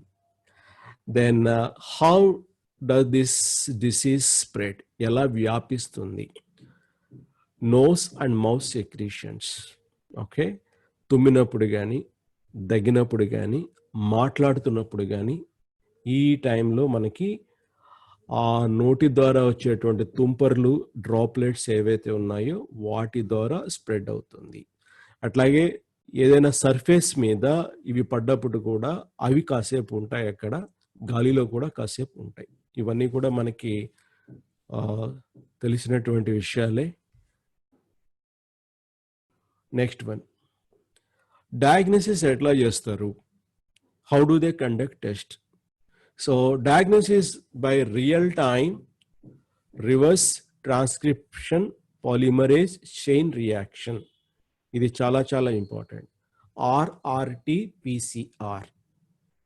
This is the technology. How do they collect the sample? From nasopharyngeal swab. అలా లోపలికి ఒక swab పెట్టి sample అనేది collect చేస్తారు. So what is the full form of RRT-PCR? It can be a potential question. Real time reverse transcription polymerase chain reaction. ఇది ఒకటి. తర్వాత rapid antigen టెస్ట్లని ఇంకొన్ని కొత్తగా వచ్చాయి. Rapid antigen test will be is much give you a result much faster than RRT-PCR. Okay. Tarvata CT scan, computer tomography, that is the meaning of CT. CT scan dwara kuda they can analyze what is the damage done to the lungs and other things by the virus. Tarvata virus ప్రవేశించిన ఎన్ని రోజులకి symptoms బయటపడతాయి? 2 నుంచి 14 రోజుల్లోపు symptoms బయటపడతాయి. మరి అందరికీ బయటపడతాయా అంటే అదేమీ లేదు. కొంతమంది లోపల వైరస్ ఉండొచ్చు, బట్ సిమ్టమ్స్ ఏమీ బయటకు రాకపోవచ్చు. అటువంటి వాళ్ళని ఏ సిమ్టమాటిక్ పర్సన్స్ అని అంటారు. అంటే వైరస్ లోపల ఉంటుంది, బట్ బయటకు మాత్రం వైరస్ సంబంధించినటువంటి ఎఫెక్ట్స్ సిమ్టమ్స్ ఏవి కూడా కనిపించవు. అంటే ఒక మనిషి ఆరోగ్యంగా కనిపిస్తున్నా సరే అతని లోపల వైరస్ అనేది ఉండడానికి చాలా చాలా ఆస్కారం అనేది ఉంది. నిన్న CCMB ఇచ్చినటువంటి centre for cellular molecular biology Hyderabad వాళ్ళు ఇచ్చినటువంటి ఒక స్టడీ రిజల్ట్ ఏంటంటే హైదరాబాద్లో ఇప్పుడున్నటువంటి ఫిగర్ కన్నా 6 times ఎక్కువ మంది రియల్గా ఉన్నారు. That is a very shocking one. Okay, అంటే ఒక సిమ్టమ్స్ చూపించకపోయినప్పటికీ ఖచ్చితంగా వాళ్ళు they or maybe carrying the virus, right?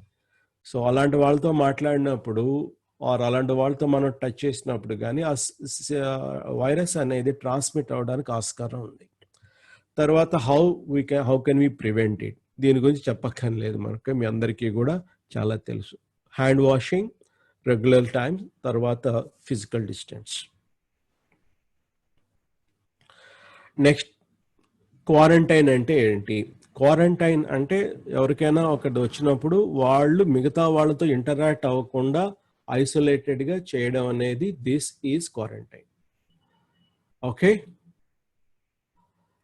And క్వారంటైన్లో ఏం జరుగుతుందంటే ఎవరికైతే వచ్చిందో వాళ్ళు మిగతా వాళ్ళతో ఇంటరాక్ట్ కావాలి కాబట్టి వాళ్ళకి ట్రీట్మెంట్ జరిగిపోయి వైరస్ వాళ్ళ నుంచి వెళ్ళిపోయినప్పుడు మిగతా వాళ్ళకి సేఫ్.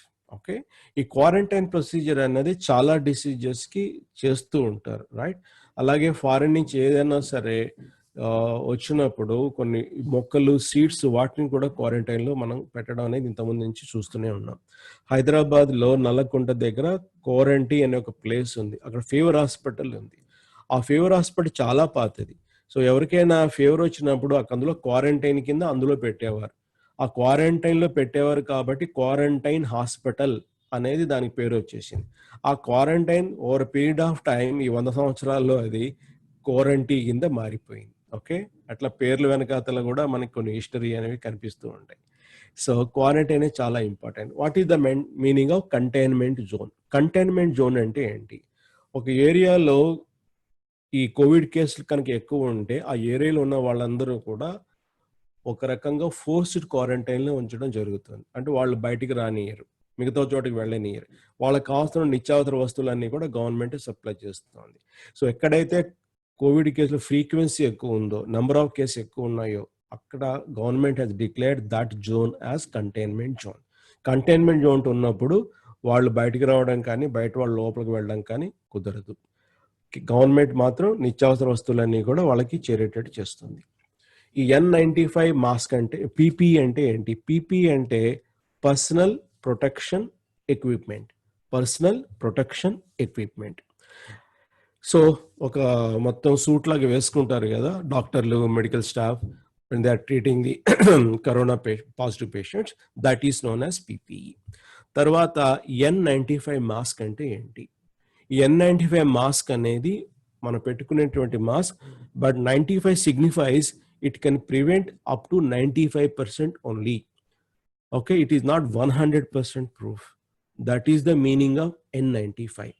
ఈ N95 మాస్క్లు కెమికల్ కొన్ని కారణాల్లో కెమికల్ ప్రొటెక్షన్ కోసం అని చెప్పి డిజైన్ చేయడం జరిగింది. That is design by professor Peter Sai. ఈ పీటర్ సాయ్ అనేటువంటి వ్యక్తి తయారు చేసినటువంటి N95 మాస్క్ ని మనం కోవిడ్ విషయంలో వాడుతున్నాం. Okay, but this not designed for Covid. It is designed way back in 1990 early 90s లో డిజైన్ చేశారు. కాబట్టి N95 పాపులర్ అయింది. కాబట్టి N95 సృష్టికర్త ఎవరు అన్న ఒక ప్రశ్న రావడానికి ఆస్కారం ఉంది. So I thought this can be important question. ఆ తర్వాత మనకి వెంటిలేటర్ అంటే ఏంటి? వెంటిలేటర్లో ఒక ఆర్టిఫిషియల్ సపోర్ట్ అనేది మనిషికి ఇవ్వడం జరుగుతుంది to breathe in and breathe out.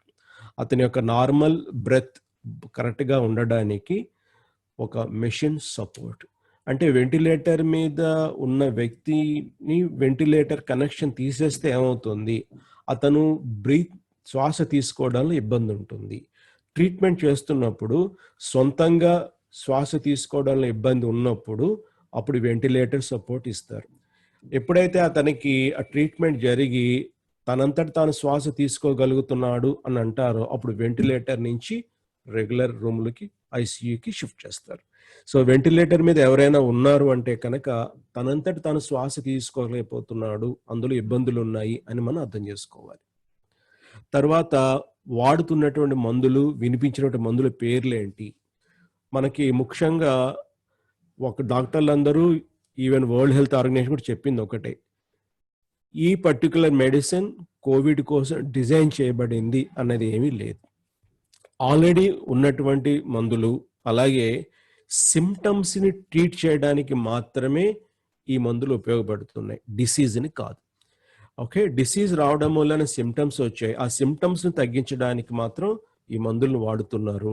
కాబట్టి కోవిడ్కి ప్రత్యేకమైన మందులు ఏమీ లేవు, బట్ కోవిడ్ ద్వారా వచ్చినట్టు సిమ్టమ్స్ని తగ్గించడానికి, కొంచెం శక్తిని ఇవ్వడానికి మాత్రం కొన్ని మందులు ఉన్నాయి. అవి ప్రస్తుతం ఎక్కువగా వినిపిస్తున్నటువంటి మందులు హైడ్రాక్సీ క్లోరోక్విన్ ఒకటి, రెమ్డెసివిర్ ఒకటి, అలాగే ఫ్లావిపిరావిర్, ఇది మిగతా చోట్ల ఐవిగన్గా పిలుస్తారు. మనకి రెడ్డి ల్యాబ్స్ కూడా ఈ ఫ్లావిపిరావిర్ ఈ మందు తయారు చేయడానికి కూడా గవర్నమెంట్ నేను పర్మిషన్ ఇచ్చింది. సో ఈ 3 పేర్లు కూడా మనం తెలుసుకుంటే that will be good. Okay, then మిమ్మల్ని ఎప్పుడు కూడా మెడిసిన్స్ గురించి అడగకపోవచ్చు, but you should know that there are some medicines to treat the symptoms. తర్వాత ప్లాస్మా థెరపీ అంటే ఏంటి? ఇవి మనం రోజు వింటూనే ఉన్నాం. ప్లాస్మా థెరపీ అంటే ఏంటి అంటే, ఇది మనకి కోవిడ్ వచ్చి తగ్గిపోయిన వాళ్ళలో ఆ కోవిడ్ ఫర్దర్గా ఏమైనా అటాక్ అయితే దాని గురించి శరీరానికి ప్రొటెక్షన్ ఇవ్వడానికి యాంటీబాడీస్ అనేది మన బాడీ తయారు చేసుకుని పెట్టుకుని ఉంటుంది. ఆ యాంటీబాడీస్ని మన బ్లడ్లోంచి ఆర్బీసీ ఇలాంటివన్నీ తీసేస్తే మిగిలేది plasma, or liquid part of blood is known as plasma. ఆ ప్లాస్మాలో యాంటీబాడీస్ ఉంటాయి.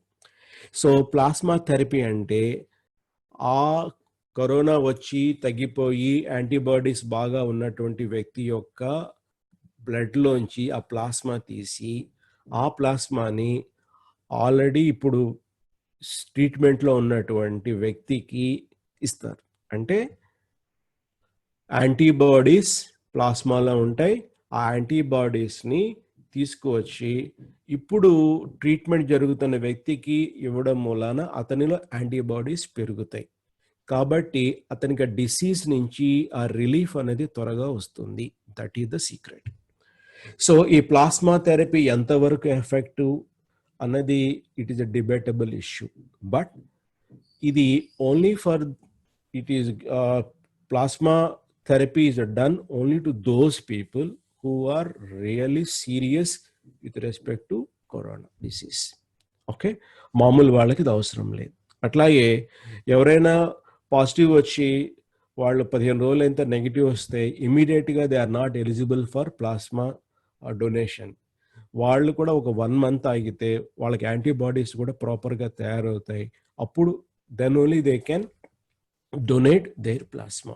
ఓకే, హైదరాబాద్లో అయితే పోలీస్ కమిషనర్ మీటింగ్ మరి చెప్పారు. చిరంజీవి కూడా వచ్చి యాక్టర్ అందరూ కూడా ప్లాస్మా డొనేట్ చేయాలి అని చెప్పాడు. But understand, only the people who recovered from COVID after 1 month they are able to donate plasma. Okay, వాళ్ళ బాడీలో యాంటీబాడీస్ కావాల్సింది ఉన్నాయి అని డాక్టర్ అనుకుంటే అప్పుడే వాళ్ళ ప్లాస్మాలోంచి ఆ ప్లాస్మాని తీసి బ్లడ్లోంచి they can treat the other patients. Okay, this is the story behind plasma therapy, right? తర్వాత what is the policy of triple T? Triple T అంటే ఏంటి? ఇది బాగా విన్నాం. అంటే test, treat, test, track, treat. టెస్ట్ అంటే ర్యాండమ్గా అయినా సరే టెస్ట్ చేయాలి. తర్వాత ట్రాక్ చేయాలి, అంటే ఇతన్ని కాంటాక్ట్లు ఎవరెవరు వచ్చారు అన్నది ట్రాక్ చేయాలి. తర్వాత ట్రీట్మెంట్ ఇవ్వాలి. So this is the policy 3T step formula. Okay, test, track and treat. ఇది మనం మొదటి నుంచి కూడా, కోవిడ్ వచ్చిన మొదటి నుంచి కూడా ఈ మాటలు బాగా వింటున్నాం. ఆ తర్వాత we talk about something else. So what about recovery rate? Recovery rate అంటే ఏంటి? ఒక 100 మందికి కరోనా పాజిటివ్ వచ్చిందంటే కనుక అందులోంచి దాదాపు 72 వరకు ఈ రోజుకున్నటువంటి ఫిగర్ సుమారు అందరూ పూర్తిగా రికవర్ అయిపోయి బయటకు వచ్చేసారు. అండ్ దాదాపు 26 మంది ఇంకా ట్రీట్మెంట్ పొందుతున్నారు. Still they are under treatment. 2% కన్నా తక్కువ, 1.91 నిన్నటికి. ఓకే, అంతమంది మాత్రమే చనిపోతున్నారు. అంటే 100కి 2 కన్నా తక్కువ మాత్రమే చనిపోతున్నారు. బట్ అంటే it is very good. Recovery rate మనకి మెల్లిగా పెరుగుతూ వస్తుంది. భవిష్యత్తులో ఇది 80%, 90% అయినా మనం ఆశ్చర్యపోనటువంటి అవసరం లేదు. తర్వాత వరల్డ్ హెల్త్ ఆర్గనైజేషన్ ఏం చెప్పింది? ప్రతి 10 లక్షల జనాభాకి రోజుకి 140 టెస్టులు ఖచ్చితంగా చేయాలి. This is the official suggestion by World Health Organization. ప్రతి 10 మిలియన్ జనాభా అంటే 10 లక్షల జనాభాకి రోజుకి 140 టెస్టులు చేయాలి. ఓకే, తర్వాత లాక్డౌన్ మన ఎన్ని ఫేజులు నడిచింది? ప్రపంచం అంతా లాక్డౌన్ అయింది, ఇండియాలో కూడా 4 ఫేజుల్లో చేశాము. ఓకే, అట్లాగే అన్లాక్ 3 ఫేజులు అయింది. ఇప్పటికీ August 31st 3వ ఫేజ్ అయిపోతుంది. సో August 31st మనకు తెలుస్తుంది 4 అన్లాక్ ఫేజ్ ఉందా లేకపోతే టోటల్గా అన్లాక్ అయిపోయిందా. తర్వాత యూనియన్ హెల్త్ మినిస్టర్ ఎవరు? హర్షవర్ధన్. అలాగే union health secretary Rajesh Bhushan. ఇవి చాలా ఇంపార్టెంట్ పేర్లు. ఎగ్జామినేషన్లో ఓ ప్రశ్న వచ్చిందంటే వీటి మీద ఖచ్చితంగా వస్తుంది, రైట్? తర్వాత ఆరోగ్య సేతు యాప్. ఆరోగ్య సేతు యాప్ డౌన్లోడ్ చేసుకోమని గవర్నమెంట్ పదే చెప్తోంది. చాలా మంది కూడా మనం డౌన్లోడ్ చేసుకున్నాం. దీని మీద ప్రశ్న ఎలా రావచ్చు అంటే ఆరోగ్య సేతును డెవలప్ చేసింది ఎవరు? NIC. NIC is national informatics centre. వీళ్ళు ఈ ఆరోగ్య సేతు అప్లికేషన్ని డెవలప్ చేశారు. తర్వాత వ్యాక్సిన్ అడ్మినిస్ట్రేషన్. మనకి వ్యాక్సిన్ వస్తుందా రాదా, ఎప్పుడు వస్తుంది? గవర్నమెంట్ ఆల్రెడీ ఒక హై లెవెల్ కమిటీని ఎస్టాబ్లిష్ చేసింది. దాని పేరు national expert group on vaccine administration. అంటే వ్యాక్సిన్ వచ్చిన తర్వాత దాన్ని అందరికీ ఎలా ఇవ్వాలి దాని గురించి స్టడీ చేస్తారు. దీని ఫస్ట్ మీటింగ్ ఒక వారం రోజుల క్రితం జరిగింది. డాక్టర్ వికే పాల్ అనే ఆయన దీనికి అధ్యత వహించాడు. Even the national expert group కూడా ఆయనే head. So he is also member of Niti. Okay, Niti Aayog. ఆ తర్వాత వాళ్ళు ఇచ్చినటువంటి ఒక ఐడియా ఏంటంటే centre would handle procurement of vaccines. అది ఇండియాలో తయారైనా బయట తయారైనా సెంట్రల్ గవర్నమెంట్ మాత్రమే ఈ వ్యాక్సిన్స్ అన్ని కూడా సంపాదించి పెడుతుంది. స్టేట్స్ ప్లీజ్ డోంట్ ఇంటర్ఫియర్ అని చెప్పారు. సో స్టేట్లు ఏ స్టేట్కి ఆ స్టేట్ వాళ్ళు ఆర్డర్ చేయడం కానీ తెప్పించుకోవడం కానీ చెయ్యొద్దు అని చెప్పారు. మరి ప్రత్యేకంగా గవర్నమెంట్ ఎందుకు చెప్పింది యూనియన్ గవర్నమెంట్ స్టేట్స్కి అంటే మనకి రాజ్యాంగాల్లో క్లియర్గా మెన్షన్ చేశారు. మనకి స్టేట్ లిస్ట్ ఉంది, యూనియన్ లిస్ట్ ఉంది, కాంకరెంట్ లిస్ట్ ఉంది. కేంద్ర జాబితా, రాష్ట్ర జాబితా, ఉమ్మడి జాబితా. సో ఎవరెవరు ఏం పని చేయాలి అనేది అందులో క్లియర్గా ఉంది. సో ఉమ్మడి జాబితాలో మనకి ఆరోగ్యంగా ఉంది, ఆరోగ్యం అంటే హెల్త్ కూడా ఉంది కాబట్టి స్టేట్ గవర్నమెంట్ రూల్స్ పాస్ చేయొచ్చు, కొత్త లాస్ తీసుకురావచ్చు, అలాగే సెంట్రల్ గవర్నమెంట్ కూడా. బట్ సెంట్రల్ గవర్నమెంట్ చేసింది, స్టేట్ గవర్నమెంట్ చేసింది కాంట్రడిక్షన్ వస్తే మాత్రం సెంట్రల్ గవర్నమెంట్ చేసింది, యూనియన్ గవర్నమెంట్ చేసింది అది అమల్లోకి వస్తుంది. కాబట్టి central government has requested all the states not to order any vaccine, and high power committee will decide how to deliver the vaccine in a systematic manner. మనకి already ఒక even అనే ఒకటి ఉంది. ఈవిన్ అనేది చాలా ఇంపార్టెంట్. ఎగ్జామ్ పరంగా electronic vaccine intelligence network, electronic vaccine intelligence network అంటే procure చేసిన తర్వాత ఇది ఎలా డిస్ట్రిబ్యూట్ అవ్వాలి, తర్వాత మానిటర్ ఎట్లా చేయాలి, ఇవన్నీ కూడా this even is going to take care. The central expert committee will give the guidelines. You do like this, you do like this. అలా కాకపోతే కనుక చాలా బ్లాక్ మార్కెటింగ్ అయిపోతుందండి, చాలా గొడవలు అయిపోతాయి. రిచ్ అండ్ పాపులర్ వాళ్ళు మాత్రమే ముందు తీసేసుకుంటారు, యుద్ధాలు జరుగుతాయి వ్యాక్సిన్ కోసం, ఎందుకంటే అందరికీ కూడా భయంగా ఉంది కదా ఇప్పుడు. అలా కాకుండా స్మూత్గా ఇప్పుడు పోలియో వ్యాక్సిన్ ఎట్లయితే ఉందో దాన్ని ఈ కోవిడ్ వ్యాక్సిన్ కూడా దాదాపు ఆ స్టేజ్లో ఆ లెవెల్లో తీసుకురావడానికి government is taking care. Okay, so covid vaccine from Russia Russia వాళ్ళు ఆల్రెడీ ఒక వ్యాక్సిన్ తీసుకొచ్చారు. ఆ vaccine Gamaleya research institute of epidemiology and microbiology అనేటువంటి ఒక సంస్థ, దానికి director is Alexander Ginsburg. They came out with an vaccine and they have done experiments or trials only on 76 people. ఆ 76 పీపుల్తో తయారు చేసిన మీద రీసెర్చ్ చేసి వాళ్ళు తీసుకొచ్చినటువంటి ఒక వ్యాక్సిన్కి వాళ్ళు పెట్టిన పేరు Sputnik we. Sputnik we is the title of the vaccine. Okay, so ఈ గమేలియా రీసెర్చ్ ఇన్స్టిట్యూట్ వాళ్ళు తయారు చేశారు, బట్ మ్యానుఫ్యాక్చర్ చేసేది మాత్రం Binopharm company. Binopharm company is going to manufacture it. Gamelia research నుంచి వాళ్ళు డెవలప్ చేశారు. ఓకే, అంటే రీసెర్చ్ చేసి ఇస్తే దాన్ని ప్రొడక్షన్ చేసేది మాత్రం బినోఫార్మ్ కంపెనీ. క్రిటిసిజం ఏంటి? All over India, all over the world including Russian scientist, they say that 76 is too small number and it is inconclusive. అంటే పూర్తిగా చేయకుండానే మధ్యలోనే దీని ప్రొడక్షన్ స్టార్ట్ చేస్తున్నారు, రేపొద్దున సీరియస్ రిపర్కషన్స్ ఉండొచ్చు అని ఒక వాదన. Okay, this is about the COVID vaccine Sputnik V from Russia. And ఒక కంట్రీ ఆల్రెడీ ప్రొడక్షన్ స్టార్ట్ చేసిందంటే మిగతా వాళ్ళందరూ కూడా ఇంట్రెస్ట్ చూపిస్తారు కదా. సో మోర్ దాన్ 20 కంట్రీస్, ఆ తర్వాత బ్రెజిల్ కూడా పెద్ద దేశం, అది కూడా they are in negotiation with Russia, in Indian people also. Right, కొత్తగా వచ్చినట్టు ఒక టెస్ట్ మెథడ్ ఏంటంటే సెలైవా డైరెక్ట్.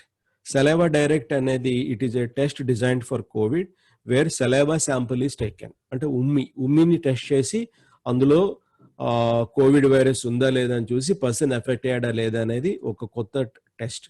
దీనికి అమెరికాకు సంబంధించినటువంటి టాప్ ఆర్గనైజేషన్ FDA ఆమోదం పొందింది. So it is easier than conventional nasopharyngeal swabbing method. So స్వాబ్ని నోట్లో పెట్టి బాగా తీసే లోపల దాకా పెట్టి తీస్తారు కదా, that is nasopharyngeal swabbing method. దానికన్నా కూడా సెలైవా టెస్ట్ అనేది easy, inexpensive and also accurate. And this is going to be very popular very soon. Okay, so this is a saliva direct, that is the name they gave to this particular method. So we stop here till this. So many slides are there. Okay, I'm exactly half of the thing that I designed. I'm very happy about the class. Now I want certain interaction with you, so you can talk to me and you can ask me questions, or you can give me some, you can interact with me, right? Did you note down the questions? Yes, sir. We note down. Okay. All the So is there anything that you got something new? నీ కొత్తగా అనిపించింది అని ఉందా ఇందులో? John? sir. Yes. Yeah. Yes, sir. Some of points are new things. Okay. So because you are every day dealing with COVID, right? Okay. Yes, sir. It's fine. Jayant, Yes, sir, it's fine. it is fine. Okay.